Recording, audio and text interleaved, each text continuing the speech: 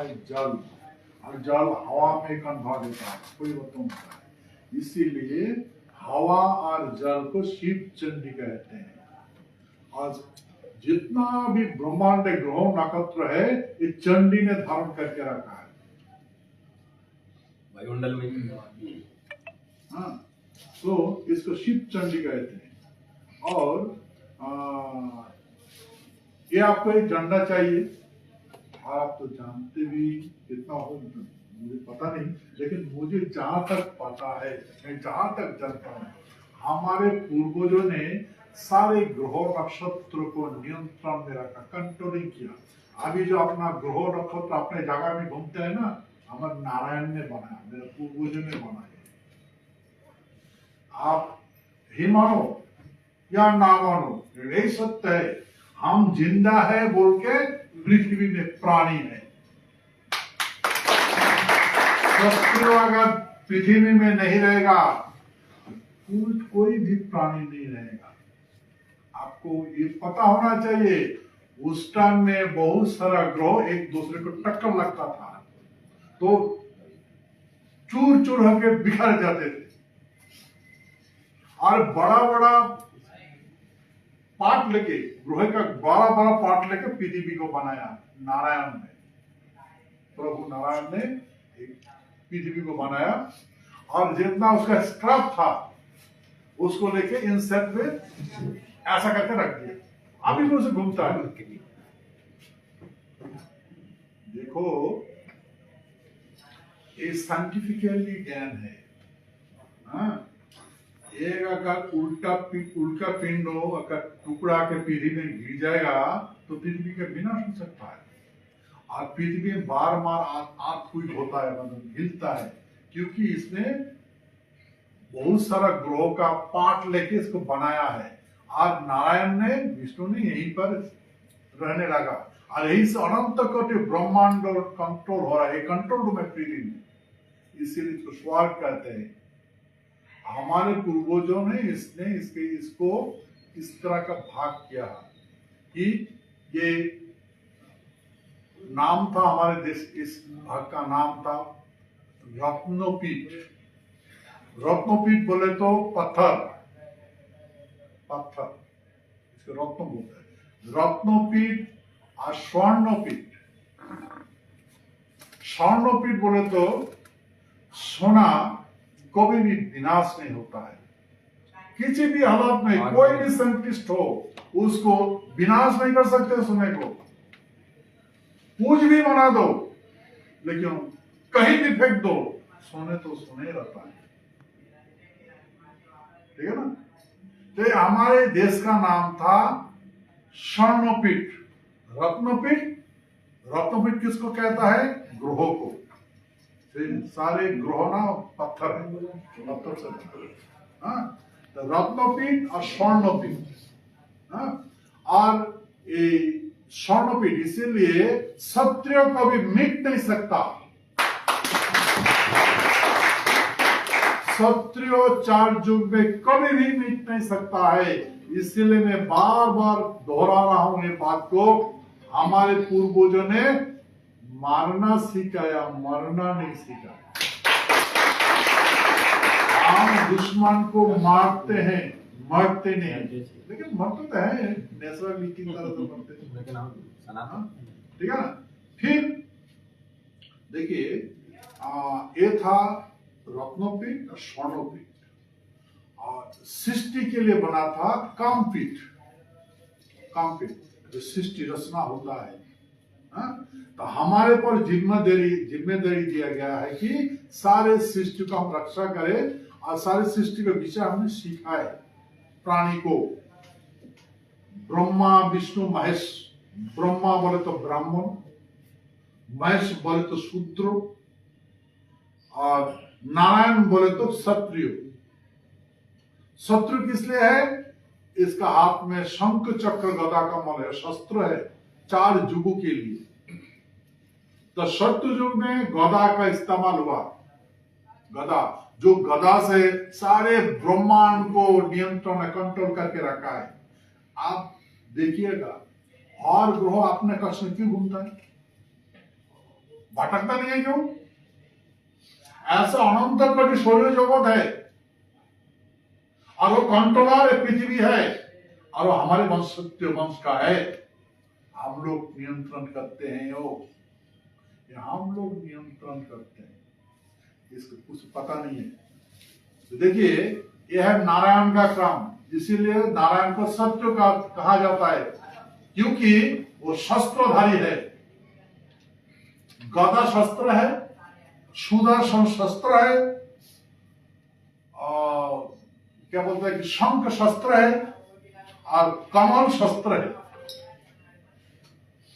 सत्ययुग में गदा का प्रयोग हुआ, त्रेता युग में सुदर्शन प्रयोग हुआ, दापुर युग में शंख प्रयोग हुआ।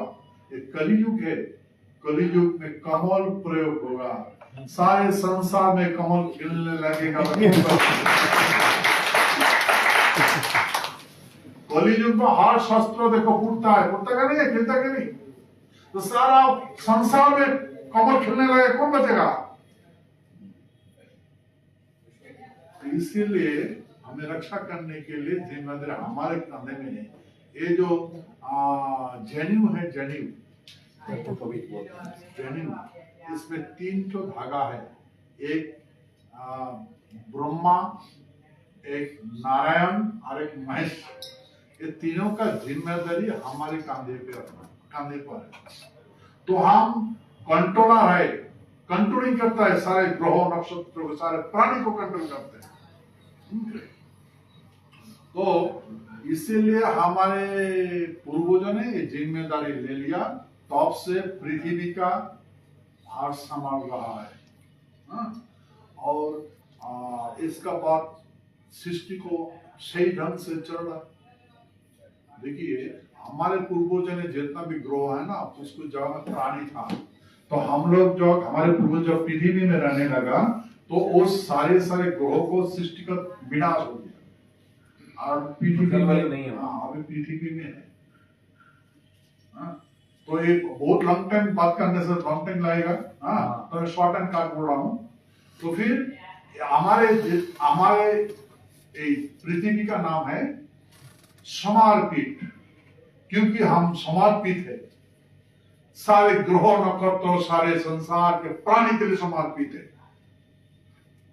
ठीक है, ये हमारा धर्म है। इसलिए कृष्ण ने गीता में कहा है, तुम साधारण धर्म से पारो धर्म आया।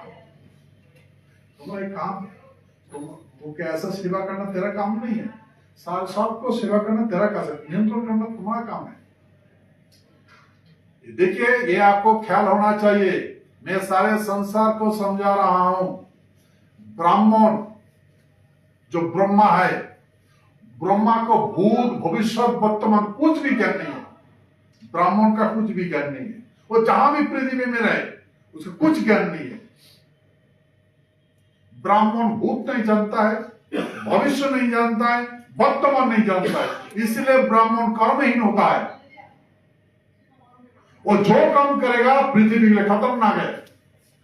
जो डिसीजन काम करेगा पृथ्वी के लिए खतरनाक है, सृष्टि के लिए खतरनाक है। और शूद्र को भूत और भविष्य ज्ञान नहीं है, वो वर्तमान ज्ञान है। वर्तमान जानते हैं, भूत नहीं जानता है, भविष्य नहीं जानता है। जे एक कोने शूद्र का नाम महेश्वर का हाथ में त्रिशूल है ना, वो काम करने वाला औजार है।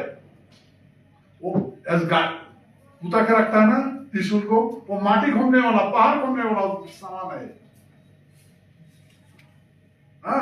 तो महेश्वर सत्ययुग में बोला था, नाम था ब्रह्मा विष्णु महेश्वर। त्रेता युग में बोला था ब्राह्मण क्षत्रिय शूद्र। दापुर युग में बोला था सतगुण रजोगुण तमगुण। और कलियुग है, ये मेन और मशीन का युग है।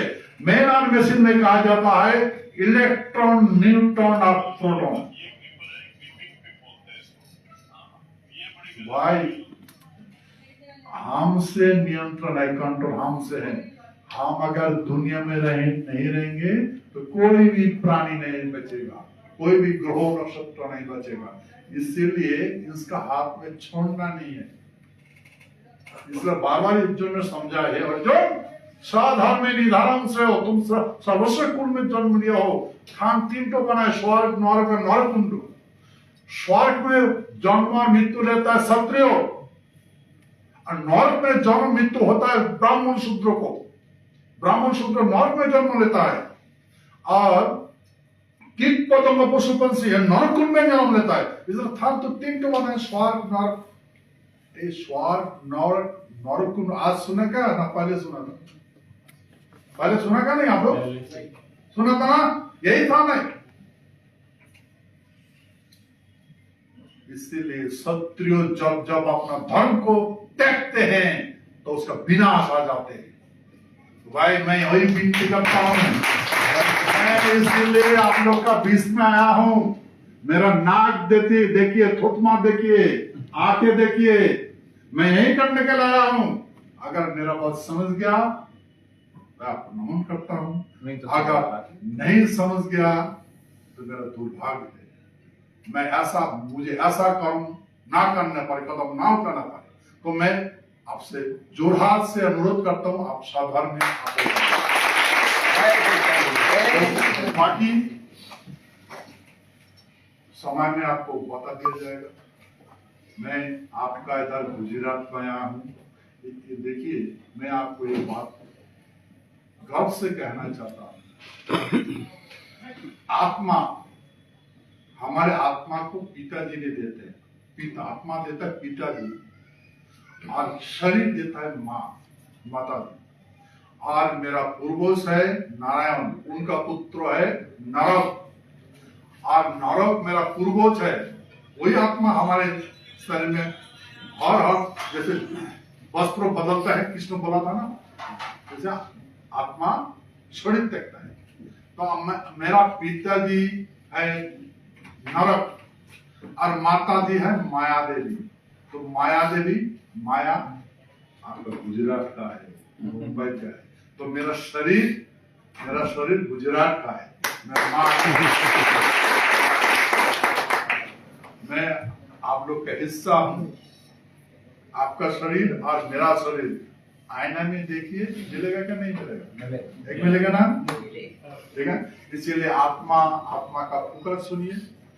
हाँ, तो इसलिए आत्मा का पुकार सुन रहा हूं, इसलिए मैं दौड़ा चल आया।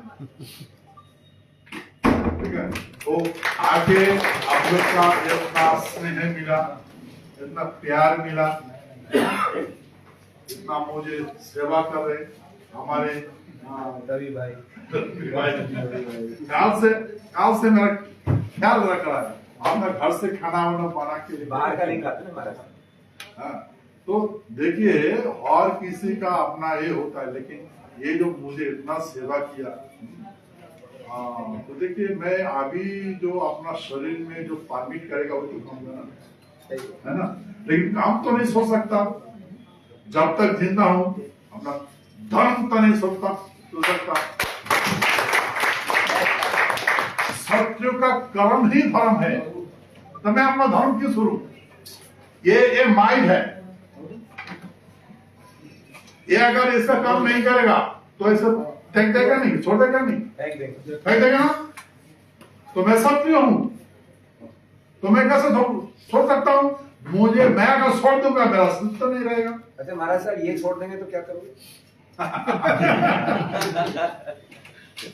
इनको भी नहीं छोड़ने देंगे, बोलो मैं छोड़ देंगे तो नहीं, इसीलिए तो आया हूं ना। अच्छा, आप बोलिए तो आपका सबका परिवार है, हाँ? सबका बाल बच्चा है, और बाल बच्चे के लिए कौन नहीं सोचता? सब सोचते हैं। ये देखिए अभी हम लोग है, हाँ, सीएस बेटा बोल रहा हूँ। जैसे हमारे नरुका साहब ने कहा कि भाई हमने इंडिया को फ्रीडम किया। अगर हमने इंडिया को फ्रीडम नहीं किया होता तो आज इंडिया मतलब दुनिया मिट जाते, कि उस टाइम में एटॉमिक पावर था बहुत देश का पास। तो हमारे जो मासान नीति था, इसमें सिर्फ लिटिल बॉय और फैटमैन इस्तेमाल हुआ था। उस टाइम में तो कोई नहीं जानता था एटॉमिक पावर कैसा है। ठीक है क्या नहीं? तो मैन एंड मशीन का युग में हमने जब सेकेंड वर्ल्ड वॉर में लड़ाई में कूद पड़ा, जितना भी आप हिसाब लगाइए, आप जितना भी साइंटिस्ट है, जितना भी इतिहासकार है, उनसे पूछिए, जो दुश्मन का जो एयरक्राफ्ट है वो क्रैश लैंडिंग हुआ था, एक भी प्रॉपर लैंडिंग नहीं हुआ, क्रैश लैंडिंग। रिकॉर्ड कर लीजिए, मैं माइक से बोल रहा हूँ, रिकॉर्ड तो रहेगा। क्रैश लैंडिंग हुआ था,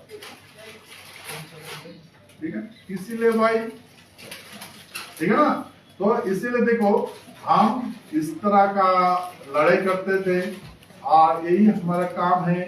अभी जो हमारे दुर्गति हुआ है कि हमारे जमीन ले लिया,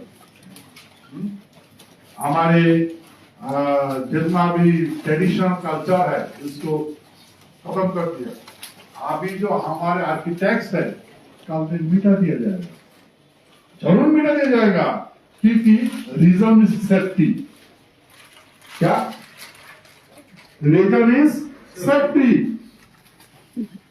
यहाँ पर जितना भी मकान है, पैलेस है, वो इसका कुछ इन सब का माथे में जाएगा, वो मर जाएगा, इधर तोड़ दो। बताएगा सेफ्टी रीजन। ये हमारे राजा लोग का विनाश किया, वो बोलेगा ये सारे राज लोग आ जाओ और हम तो हमारे साथ में शामिल हो जाओ, हम तुमको मार देगा, तुमको नौकर बना देगा। और पैलेस में जाइए, मैंने घूम के आया हूं, पहले तलवार झनकते थे, आप चमचा प्लेट झनकता है।